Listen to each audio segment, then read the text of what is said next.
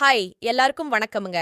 இன்னைக்கு நாம பார்க்க போறது எதை பத்தினா ஒரு பெரிய இன்டர்நேஷனல் கம்பெனியோட வேக்கன்சி தாங்க. பட் அதுக்கு முன்னாடி ஒரு முக்கியமான விஷயம் சொல்றேங்க. நம்ம உத்தரப்பிரதேஷ் மாநிலத்துல பயோபிளாஸ்டிக் யூஸ் பண்ணி பார்க் கட்ட போறாங்களாம். அதோட ஏரியா 100 ஹெக்டர் வருமாம். சோ பயோபிளாஸ்டிக்லாம் அக்ரிகல்ச்சரல் வேஸ்ட்ல இருந்து எடுத்துக்கலாம். மேபி இது ஒரு நல்ல முயற்சி தான்.